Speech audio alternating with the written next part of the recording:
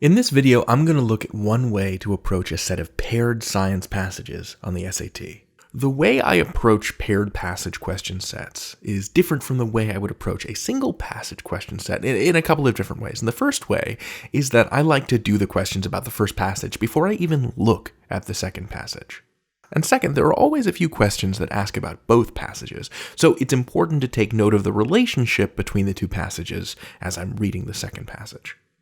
As I jump into these passages, I'll start by reading the blurb, then I'll scan the questions, and then I'll read passage 1 actively.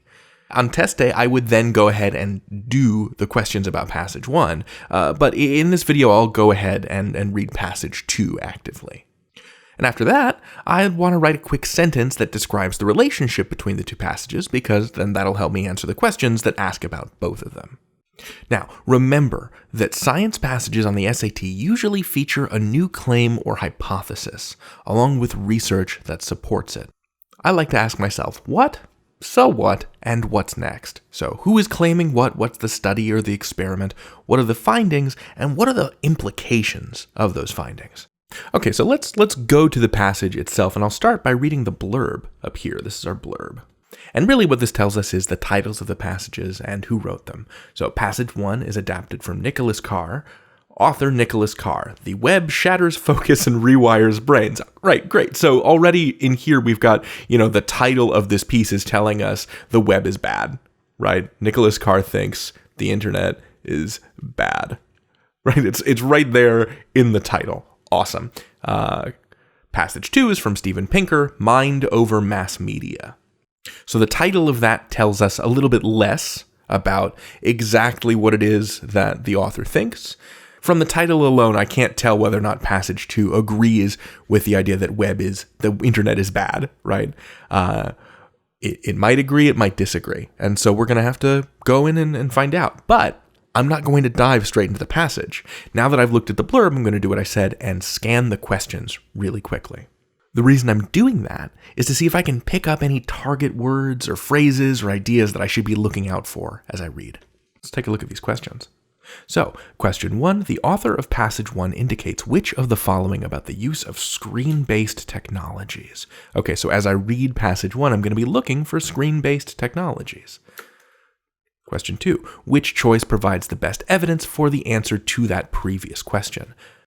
All right, so this is a line citation thing. In order to save us some time, I'm just going to make a little 2 in the margin and say this corresponds to 2. So lines 24 to 26, I'm just going to write 2 over here. Lines 20 to 24, 2. Lines 19 to 20, 2. And lines 2 to 3, 2. Cool. Move on to the next one. The author of passage 1 indicates that becoming adept at using the internet can do stuff. Okay, so we're going to look for a mention of becoming adept at using the internet.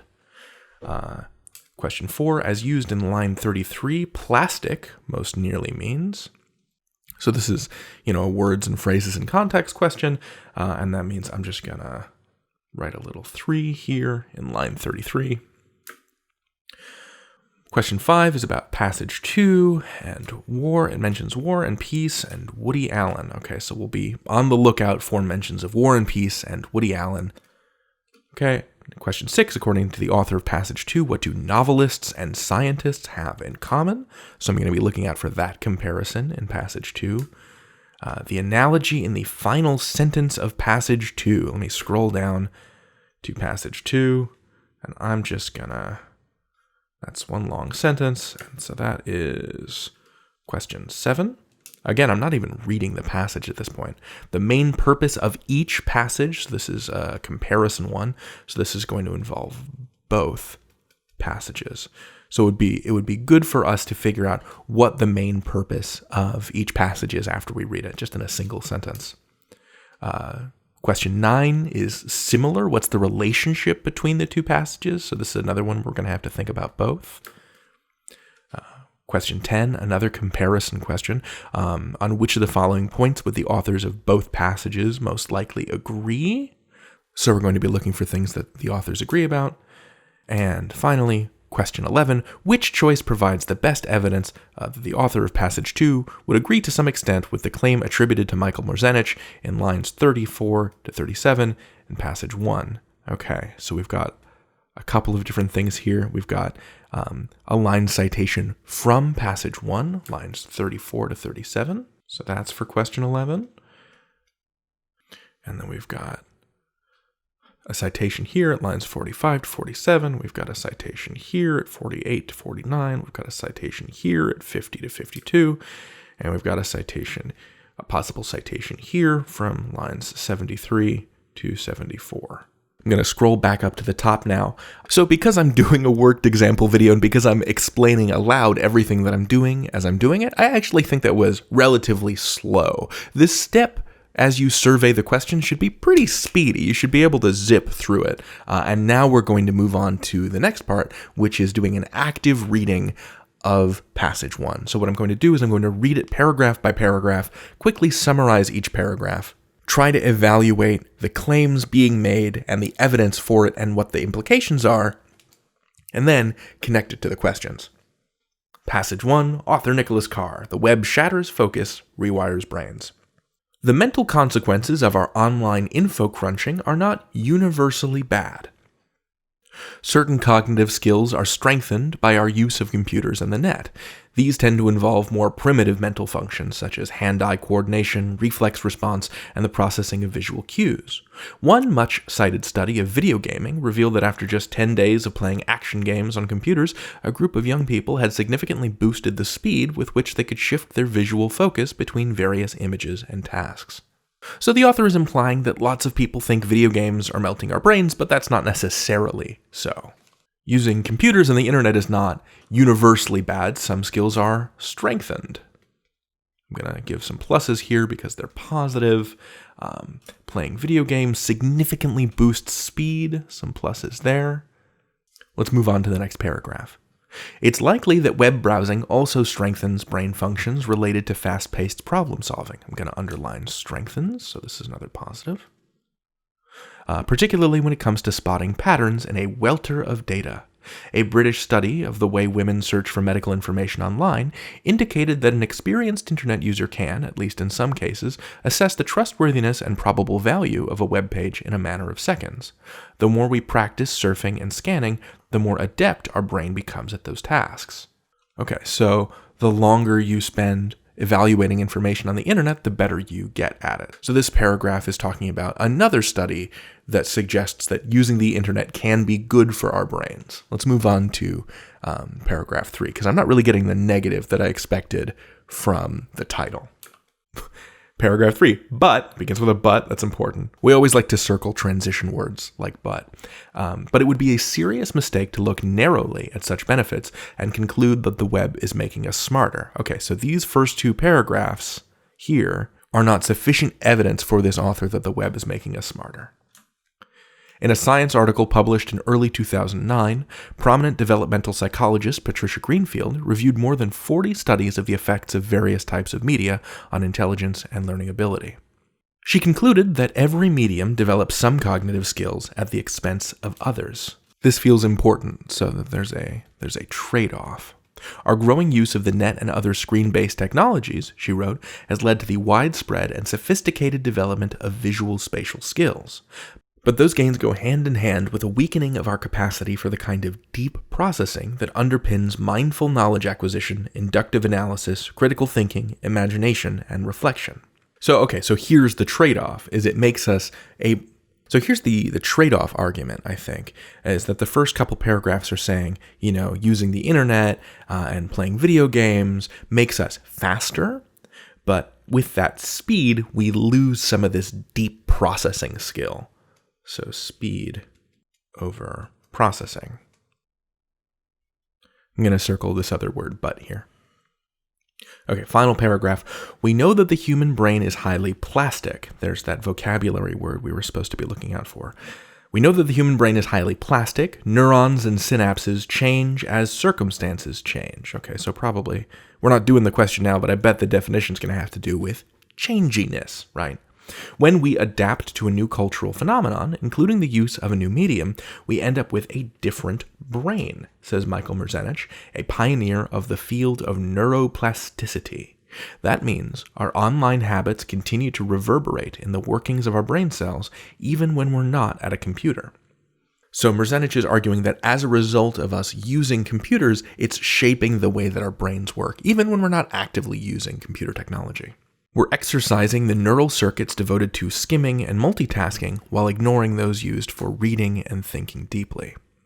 So overall, I would say that there are pluses and minuses to computer technology and to the internet, right? That's what this passage is arguing, is that it makes us better at skimming and multitasking, but as a result, some of those neural circuits, the ones used for reading and thinking deeply, are neglected. So, good and bad. We improve in some ways and we deteriorate in others. That's what I'm going to write. Improve, but also deteriorate. Now on test day, having finished the active reading step, I would go back and immediately just knock out all of the passage 1 questions that I could answer. But we're going to divide all of those up into individual worked example videos. So what I'm going to do now is do the exact same active reading step on passage 2. Passage 2. Critics of new media sometimes use science itself to press their case, citing research that shows how experience can change the brain. Okay, so this sounds like exactly like what Merzenich was saying in the first one, in the first passage, right? Your experiences can change the brain. But cognitive neuroscientists roll their eyes at such talk. Okay, so I feel like this passage is saying, hold on, slow your roll to passage 1. Yes, every time we learn a fact or skill, the wiring of the brain changes. It's not as if the information is stored in the pancreas. Oh, a little salty there.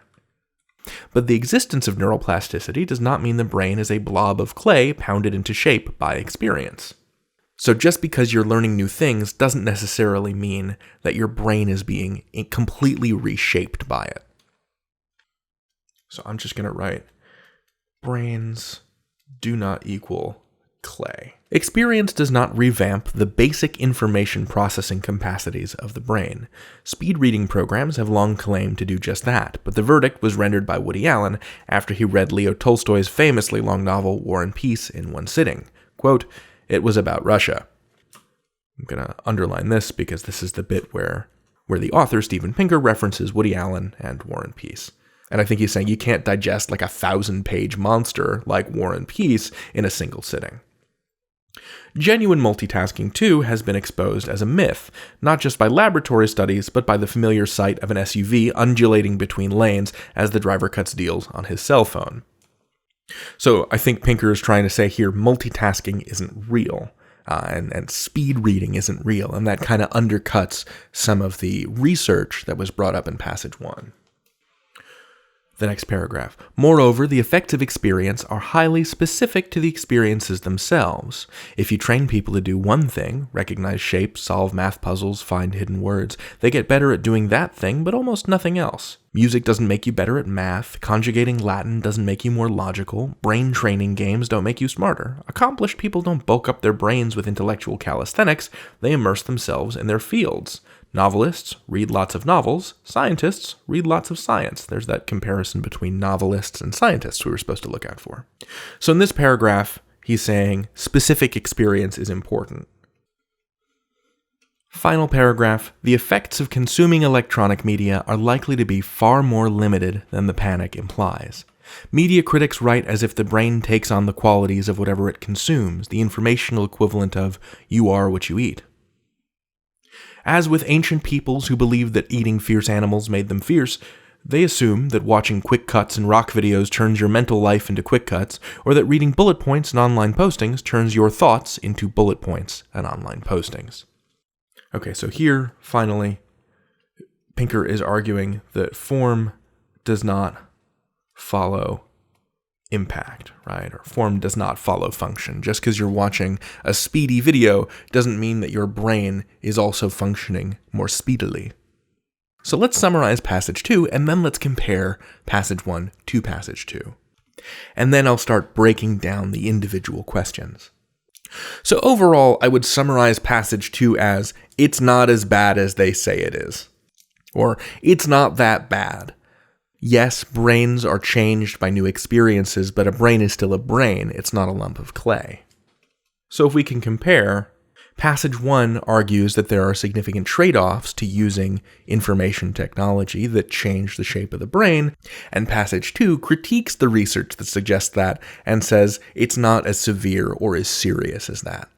And that's an active reading step for a paired science passage. So I hope you found this illuminating. Stick around and watch the other worked example videos if you want to see me go through all 11 questions. And good luck out there. You've got this.